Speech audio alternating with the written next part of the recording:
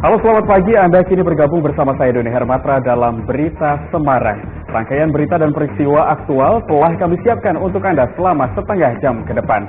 Selain informasi terkini, kami juga siapkan berbagai informasi ringan dan menarik untuk menyertai aktivitas Anda di pagi ini. Informasi utama segera hadir di antaranya.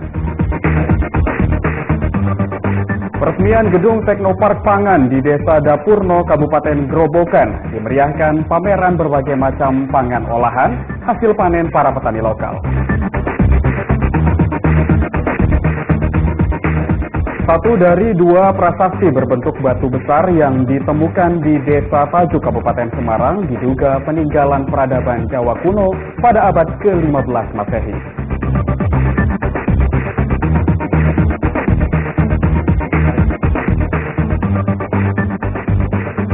Menjelang Natal dan Tahun Baru, sejumlah komoditas pangan di Jawa Tengah mengalami surplus.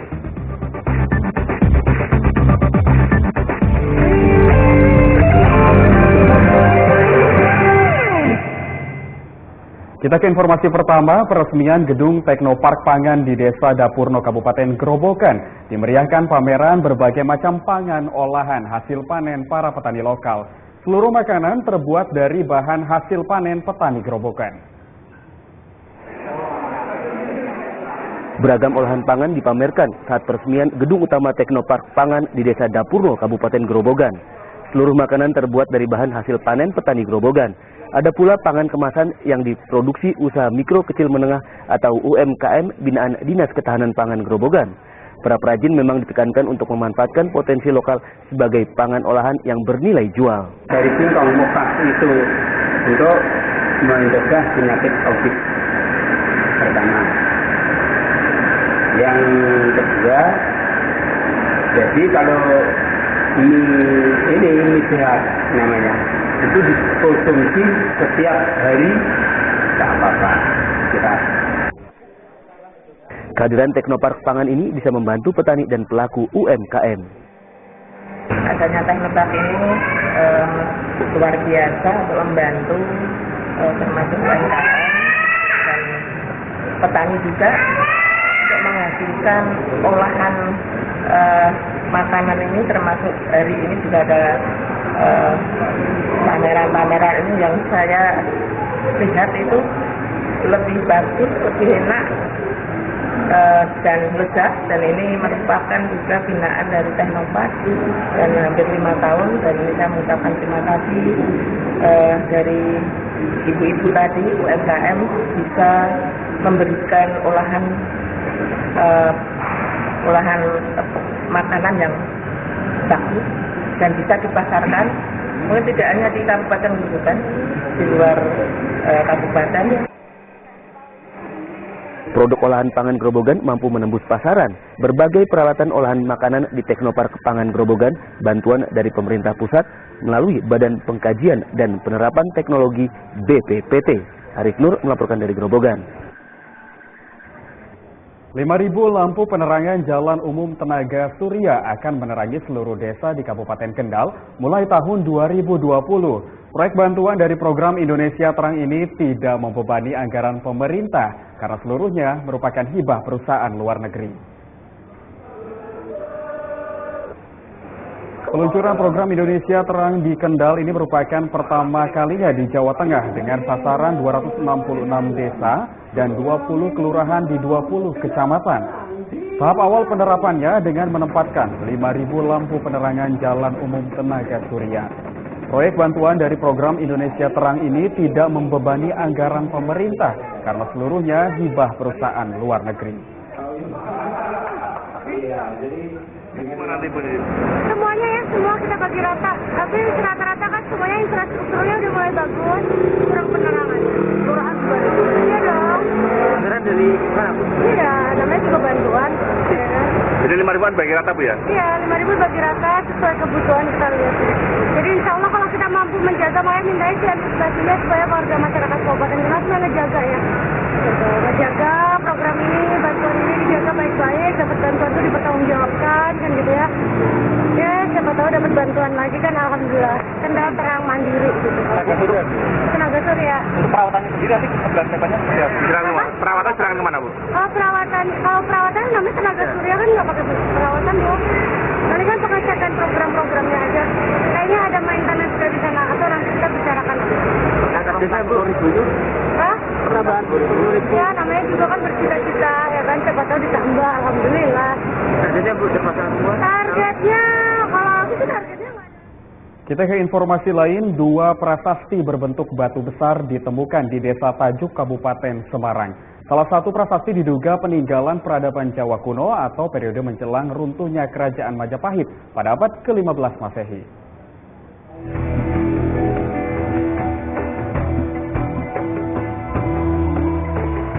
Berada di tengah perkebunan Desa Tajuk, Kabupaten Semarang, ditemukan 2 prasasti berwujud batu besar. Lokasi yang jarang dijamah dan jauh dari permukiman menyebabkan peninggalan sejarah ini dipenuhi semak belukar. Agar terhindar dari kerusakan, lokasi penemuan dipasang pembatas. Kalau sepengetahuan warga, ini batu apa, Pak? Batu lawang sih itu. Watu lawang memang dari sini dari dulu mengatakan bahwa di wilayah ini memang wilayah watu lawang. Hanya batu biasa gitu ya? Iya, tahunya hanya batu biasa. Watu lawang tapi tahunya ya hanya batu biasa. Enggak tahu bahwa ini batu yang ada maknanya itu enggak tahu juga pada saat itu kan gitu. Usai menerima laporan, tim ahli cagar budaya atau TACB Kabupaten Semarang bersama pakar benda purbakala mendatangi Desa Tajuk. Dari kajian sementara terdapat pahatan pada batu pertama menunjukkan angka 153 tahun Saka yang diduga peninggalan peradaban Jawa kuno atau periode menjelang runtuhnya Kerajaan Majapahit abad ke-15 Masehi. Sedangkan pada batu kedua, para peneliti memperkirakan ada goresan yang belum diketahui maknanya. Angka 153 Saka kalau dimasehikan itu sudah masuk dalam abad 15. Artinya kalau kita masukkan dalam periodisasi itu sudah masuk pada akhir masa Jawa kuno, atau kalau dikaitkan dengan eksistensi Kerajaan Majapahit, ini adalah masa atau periode menjelang berakhirnya masa Majapahit.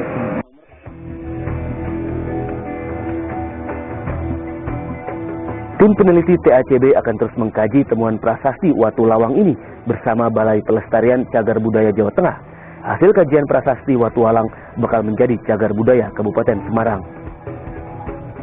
Yulianto melaporkan dari Kabupaten Semarang. Komisi Pemilihan Umum KPU Grobogan meluncurkan pemilihan Bupati dan Wakil Bupati Grobogan periode 2020-2024. Peluncuran diawali oleh kirap maskot KPU Grobogan untuk dikenalkan kepada masyarakat.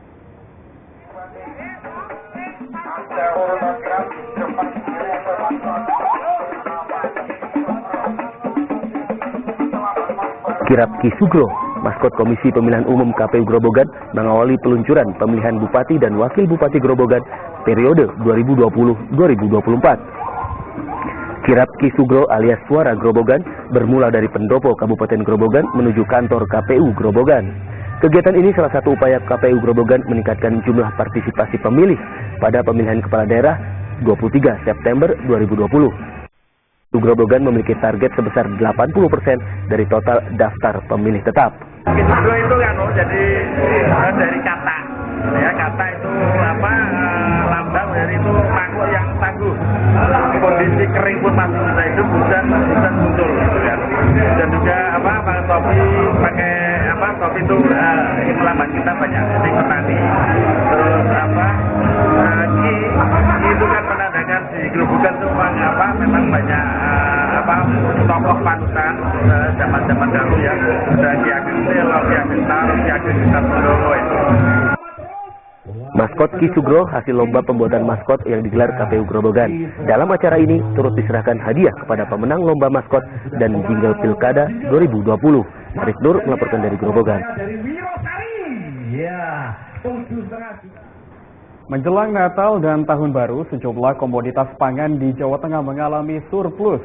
Pemerintah Provinsi Jawa Tengah siap menyuplai daerah lain yang defisit bahan pangan sebelum akhir tahun. Dalam jumpa pers di Semarang, Dinas Ketahanan Pangan Jawa Tengah menyebut sejumlah komoditas pangan di Jawa Tengah mengalami surplus. Salah satunya beras yang mencapai 6,9 juta ton per tahun.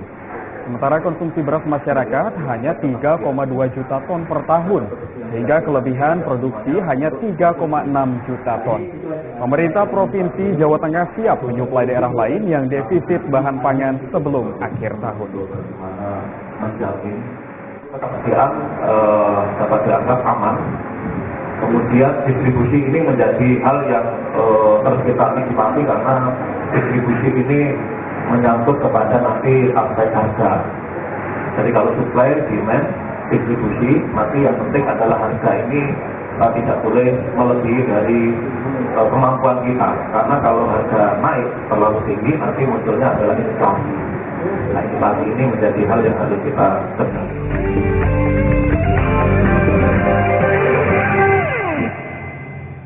Kembali kami sampaikan berita Semarang Utama hari ini. Peresmian Gedung Teknopark Pangan di Desa Dapurno Kabupaten Grobogan dimeriahkan pameran berbagai macam pangan olahan hasil panen para petani lokal. Satu dari dua prasasti berbentuk batu besar yang ditemukan di Desa Tajuk Kabupaten Semarang diduga peninggalan peradaban Jawa kuno pada abad ke-15 Masehi. Menjelang Natal dan Tahun Baru, sejumlah komoditas pangan di Jawa Tengah mengalami surplus.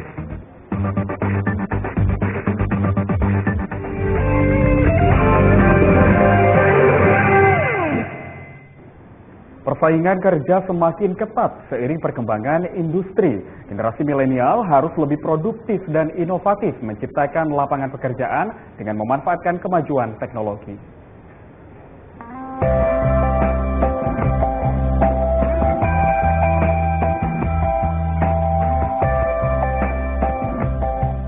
Siapa sangka berbagai jenis aksesoris dan tas bergaya milenial ini berbahan limbah plastik karya Desi Esperina. Warga Ambarawa Kabupaten Semarang, Jawa Tengah ini mulai tertarik menggeluti fashion selepas lulus kuliah Oktober 2014. Berkat ketekunan, wanita berusia 28 tahun ini mampu memasarkan bisnisnya yang diberi nama Crash Cross ke sejumlah wilayah di Indonesia hingga Singapura dan Australia sejak Oktober 2016. Generasi muda harus produktif. Selesai menyampaikan orasi ilmiah dalam acara wisuda 957 lulusan Sekolah Tinggi Ilmu Ekonomi Indonesia atau STEI, pengusaha Sandiaga Uno mengajak kaum milenial lebih kreatif dan inovatif menciptakan lapangan kerja. Sedangkan Ketua STEI Ridwan Maronrong berharap para pemuda dapat mandiri berwirausaha memanfaatkan kemajuan teknologi. Jadilah sebagai generasi yang produktif, generasi yang ikut menjadi pemain, bukan hanya penonton dalam pembangunan 20-25 tahun ekonomi Indonesia untuk menjadi 5 besar ekonomi dunia. Tidak semua mahasiswa kita bisa berkarir sesuai dengan bidang mereka. Mereka punya talenta, tapi kadang-kadang misalnya mereka bisa berkarir tapi di luar bidang mereka. Nah, kita harapkan juga mereka bisa seperti itu, dan terutama bagaimana mereka bisa menciptakan lapangan kerja lewat wirausaha. Itu yang kita inginkan untuk depan. Sekarang ini dan kedepannya kita harapkan dari mahasiswa-mahasiswa yang lulus saat ini, sehingga mereka tidak bergantung pada mencari kerja, tapi mereka juga cukup menciptakan lapangan kerja. Bagi mahasiswa yang ada sekarang, kita akan memproses mereka lebih baik lagi dengan menyesuaikan kurikulum agar nanti ketika mereka lulus sudah bisa beradaptasi dengan perkembangan teknologi yang ada sekarang. Kemandirian wirausaha turut diwujudkan Wilia Rahma bersama 3 teman kampusnya di Purworejo. Mereka memodifikasi pelepah pisang menjadi boneka yang bernilai jual tinggi. Kami dari tim Dalang Bodol itu memanfaatkan gebok pisang itu untuk menjadi suatu produk yang mendapatkan hasil atau nilai ekonomi yang tinggi, nilai jual yang tinggi. Satu boneka berbahan pelepah pisang dijual seharga Rp5.000 hingga Rp50.000, tergantung ukuran dan kesulitan pembuatan. Melalui penjualan di media sosial, para mahasiswi kreatif ini menerima keuntungan Rp7 juta hingga Rp9 juta setiap bulan. Tim Liputan melaporkan. Kemajuan teknologi berkembang pesat. Para generasi muda termasuk pelajar, mahasiswa dan juga dosen dapat berpartisipasi memajukan bangsa melalui inovasi digital di era industri 4.0 serta meningkatkan riset berkelas internasional. Perkembangan kemajuan teknologi terus memasuki dunia pendidikan tanah air. Sejak 2 bulan silam, SMP 2 Salatiga telah memiliki layanan perpustakaan digital untuk mendorong minat baca para murid. Program bernama Prakasita Digital Library ini dapat diakses melalui portal sekolah ataupun aplikasi Android tanpa mendatangi perpustakaan. Keberhasilan murid SMP 2 Salatiga itu sejalan dengan amanat Wakil Gubernur Jawa Tengah Taj Yassin yang mengajak para generasi muda berpartisipasi memajukan bangsa melalui inovasi di era digital serta revolusi industri 4.0. Pahlawan masa kini itu tidak harus mengangkat senjata, tetapi bagaimana memeras otak kita untuk memajukan bangsa kita, mensejahterakan masyarakat kita, dan itu semua dituntut dengan revolusi era digital 4.0 ini. Maka industri 4.0 ini menantang kita untuk berinovasi. Selain tingkat lokal dan nasional, kaum milenial hendaknya turut berprestasi di kancah internasional. Salah satunya melalui riset Kurnianingsih, dosen Politeknik Negeri Semarang, dalam ajang World Class Professor 2019 yang didukung Dirjen Sumber Daya Iptek Dikti Kementerian Pendidikan dan Kebudayaan.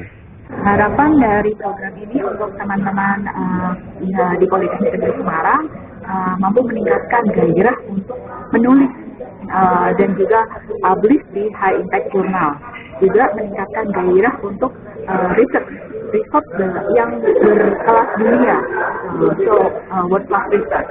Itu aja yang utama sih, yang lebih penting. Menghasilkan kolaborasi dengan perguruan tinggi dan profesor di luar negeri yang lebih baik, sehingga hasil inovasi dan publikasi yang berkelas internasional lebih baik lagi.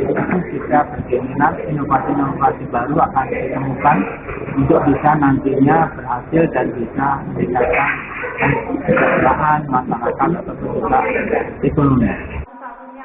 Sementara itu, dalam kuliah umum di Universitas PGRI Kota Semarang pada akhir Juli 2019, Menteri Keuangan Sri Mulyani menegaskan masyarakat dunia sedang persiapan menghadapi era Society 5.0.